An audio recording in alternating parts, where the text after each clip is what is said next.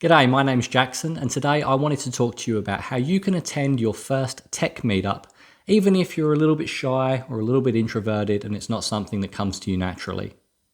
The reason I want to talk about this, if you saw my previous video, you'll know that the thing that really helped me land my first job in web development was attending a meetup. And had I not done that, it would have taken me much longer to secure my entry into the profession and into a job that I really love. So I'm going to share with you roughly 5 tips that will help you really succeed in your first meetup. I'll also include some timestamp information in the description underneath. And if you do find this helpful, I'd appreciate a like or a follow or a comment, something like that. You know what to do. Now, the first thing I want to point out when I talk about meetups is that while my impetus for this video is that meetups were the thing that helped me land my first job, I don't want to say that meetups, the sole purpose of going to a meetup is to secure a job. If you go to a meetup with that mindset, that you're going just to extract some value from it, you're probably not going to come across as well as you could. But I'll get into that a little bit more detail a little bit later. The first thing you want to think about when you think about attending a meetup is doing some preparation ahead of time. Now, I'm going to assume that you've already found a meetup that you think suits the interests or the audience that you think you want to connect with. So I'll give an example from my local area. I live in Melbourne. A very good meetup for me to go to is one called Melb.js, which is a Melbourne-based JavaScript community. There's some other ones as well, like Junior Dev. There's some Free Code Camp ones, or there used to be a Free Code Camp one. But I'm assuming that you already know which meetups are good for you. Now you want to know how you can go there and thrive. So the first thing you're going to want to do, particularly if you're a bit nervous, is do a little bit of preparation work ahead of time. One of the things I found really helpful was to listen out for some of the chatter on social media or on meetup.com or wherever I'm finding out about this meetup, just to see who some of the other attendees might be and if there's any discussion going on ahead of time. There might be some speakers that you're interested in seeing, or there might just be a particular group who have mentioned somewhere on Twitter, for example, that they're going to be going along. And what I like to do is reach out to some of these people ahead of time. If you happen to know who the meetup organizer is and you're worried about going for the first time, it never hurts to just send them a quick message to say, hey, I've never been to this meetup before. In fact, I've never been to a meetup before. I'm really interested in going. Could you maybe give me some idea of what to expect? And the reason you're asking that question is maybe to just assuage some of that anxiety. But what you're also doing is letting somebody there know who is already really established that you're going to be there. And I can guarantee that most people who just want to help people, who just want to grow their community, when they know that there is a new member thinking about joining them, they go out of their way to make that person feel welcome. So a little bit of preparation ahead of time doesn't hurt. Similarly, if you know a particular speaker is going to be there, it doesn't hurt to just send them a quick message. Hey, I'm going to come and see your thing. Really excited to see what you've got to share about this. Would love to catch up with you afterwards for 5 minutes if that's okay. Just little things like that are enough to make sure that when you go, you're not just going to be absorbed into the crowd and completely invisible to everybody, because you're priming the people there to expect you and to want to help you. Now, my second tip for being really successful at a meetup is for when you're actually there. Now, I know as somebody who gets terrified in new social circumstances a lot of the time, it's really tempting to take a friend with you, to take a buddy with you, and then you'll go and you just talk to each other all night. And while that does feel more comfortable, that's not the reason you are going there. You're not going there to talk to your one friend you already have. You're going there to meet new people. Now, I should preface this by saying there's a little bit of a security issue here. You might not feel comfortable going alone to an environment where you don't know anybody. It might be in a city. You might have to travel a long way on public transport or whatever to get there. I understand that. So when I say go alone, I mean, by all means, take a friend with you. But when you are there, you want to act alone. If you want to meet new people, it's actually quite hard to do that if you've brought along a human shield to deflect any interest. And if you've ever been in a crowd and you've seen lots of groups of people speaking to each other, you know it's actually a little bit intimidating to break into that group and introduce yourself. So put yourselves in the shoes of somebody else. There you are, having a great conversation with someone you've known for a very long time. It's going very well. You're laughing at each other's jokes. But to outsiders looking at that conversation, that doesn't look like something that they can participate in. So people are less likely to approach you in that circumstance. However, if you're there alone, it's much easier for you to go and meet other people, and it's much easier for people to come and join you too. So I know it feels counterintuitive to do it alone, but it really is an excellent way to signal to people that you're open to meeting new people.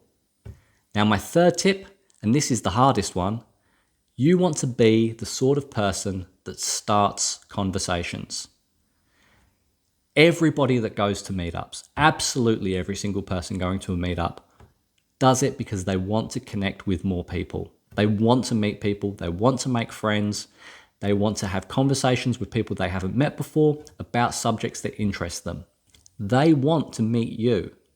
That's why they came. Now, in a perfect world, everybody would operate with this idea that because we have all come to this place, we've all agreed that we're open to conversations with each other. Ideally, that would take the pressure off you, right? You could just sit back and wait for people to approach you. But unfortunately, you may be feeling nervous. You are certainly not the only one. In fact, most people going to meetups, particularly if they haven't done it a lot, get very nervous about initiating conversations with people. Even though we're all there for the same reason, it can still be terrifying. So we can't expect the handful of extroverts that might be in the room to do all of the heavy lifting. You have to make the effort to initiate those conversations. Now, it's not a skill I have in any great kind of way, but I have learned some very simple tricks to start those conversations, and once the conversation starts, it becomes much easier to continue.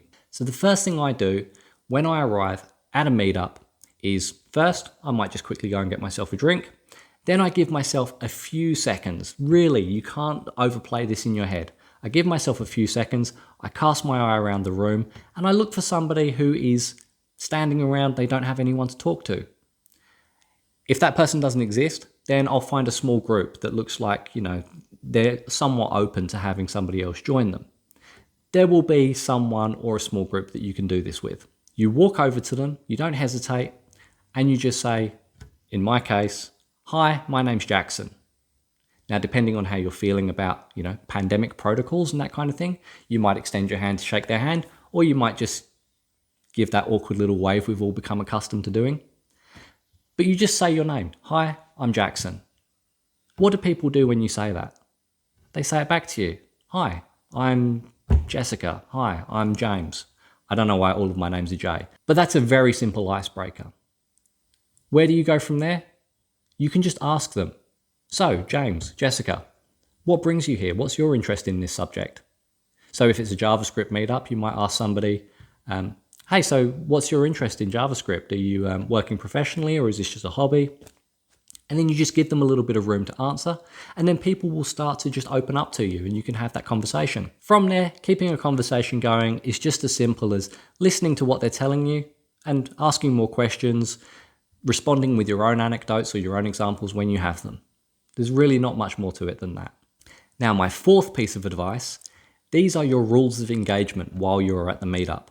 You'll remember at the beginning I said you don't just want to go for networking's sake, for the sake of meeting somebody who can give you a job. The reason you are going to a meetup is to connect with people, make new friends, make some new connections. Yes, expand your network, but not in that kind of skeezy way we think of when we think about people just like handing out business cards and seeing who can do them a favor. The number one thing you want to remember when you go to your meetup is that your goal is to make other people feel good, feel safe, and feel comfortable. I promise you, if you can make people feel good about themselves, they will remember you. They will want to help you. They will want to do you favors. They'll remember you down the track when somebody says, "Oh, I've got, a need for a React developer." And they'll think of you because you were the React developer that was nice to them at the meetup and that kind of thing. And again, this sounds very transactional. It's not intended to be transactional. It's just normal human behavior. We gravitate towards people we like. We want to help people that we like. And part of the reason we do this networking stuff is so that we can leave people with that impression. So some helpful things to make that other person feel good about themselves. You ask them interested questions. You follow up on the things they've said to you, the sorts of things we've already talked about. But another thing that you can do is ensure that you make it easy for other people to join your conversations. So I had a friend who introduced me to a very great idea when it comes to meetups or conferences. And I don't know if she came up with it or if she got it from somewhere else, but she described this as the Pac-Man rule. When you are standing in a small circle having conversations with all of these people you've just met, you want to leave a little gap. You know, if you just imagine your kind of Pac-Man all the way around, and then where the mouth is, you leave that little gap in your circle so that other people can join that circle. You know, it feels inclusive. It allows people to join the group. When people do that, when they've made that very brave decision to join a group of people, your job is to make that person then feel included. You know, you might be in the middle of talking or somebody else might be in the middle of telling a story. As soon as you get a comfortable break, you stop, you say to the other person, hey, great of you to join us. I'm Jackson. What's your name? Here's, these other folks. Maybe you introduce everybody else. And you say, we're just talking about this. What's your thought about that? And you immediately bring them into the group. You make them feel welcome. You signal to everybody else that, hey, we're including this person now. And you give them space to share some of their story too. I promise you, if you do that to another person who's come along to a meetup, they're already feeling nervous, you are going to make them feel like $1 million. You're also going to signal to everybody else that you're talking to that you care about that kind of thing. And you're modeling to other people, this is what we should do when we're at meetups. I promise, it's the most contagious thing and it's absolutely wonderful. And my fifth and final tip for meetups, after it's all over, and if, like me, as an introvert, you leave maybe on a little bit of a high from having met some great people, but also socially exhausted, what I like to do is then just follow up with people online.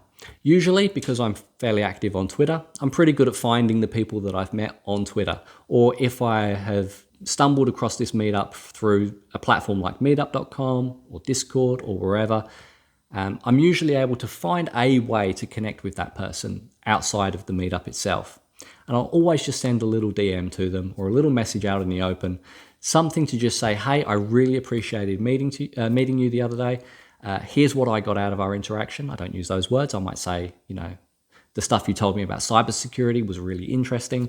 And I follow up with just one small request, one little thing, just a little bit more information or something to point me towards another thing that I could learn more about what they've told me about. Just not because I really need that information, but just because it's a nice, human, easy way to keep a conversation going and to nurture that connection. Because it's all very well and good going and meeting 50 people, but if that's the last you hear of them, that's not really a connection. And the reason we go to meetups is to form those kind of longer term connections with people. So, you follow them on social media and you share their stuff a little bit, you like their videos, whatever it is, right? But you form that connection and you keep it going. You've got to, you've got to keep fanning the flame a little bit. And over time, those connections become way more important than the fact that you went to the meetup, because now you have this kind of online shared experience that's continuing. And I've got some great friends who I've met very few number of times, but because I stay in touch with them online and we help each other out and we're interested in each other's careers and we look out for opportunities for each other, it's a really valuable connection that we now have. So just to recap those 5 ideas, when you go to your meetup, you are going to prepare. As best as you can, you're going to go it alone. You are going to be the one who starts those conversations, even if it doesn't come naturally to you. You're going to make people feel great about the fact that they met you.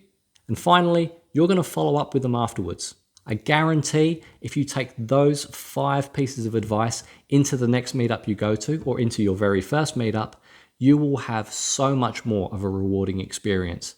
I know the first meetup I went to, I was such a wallflower. I wouldn't talk to anybody. I basically hid in my laptop all night because it was a kind of code along thing. I didn't really talk to anybody and I left and I felt pretty crummy about it. I felt like I'd really missed an opportunity. Nowadays when I go, I speak to a handful of people. I maybe speak to 5 or 6 new people. I make new friends. I find people that I've got something in common with. I'm able to connect with them afterwards and it always just fills up my social tank in ways that you wouldn't believe. And as an introvert, and I'm a lunatic grade introvert when it comes to this stuff, it's surprising to me how much I can get out of meetups. But in that kind of short, 2-hour time boxed interaction, and everybody there cares about the same thing, they're all there for the same reason, it's just been such a rewarding thing to add to my life. Now, I know we're currently in the pandemic and there aren't many meetups happening at the moment, but they're starting to come back. And that's why I'm making this video, because I'm so pleased that I'm going to get to go out and meet all of you in person again someday soon. So get along to those meetups, put your best foot forward. Remember, you're not just in it to get something out of other people, but you're out there to just make those connections, because that is what it's all about. Anyway, like I said, if you found this helpful, please leave me a comment or like or a follow or any of those good things that help, other people find this. And I really look forward to speaking to you next time. Thanks for watching.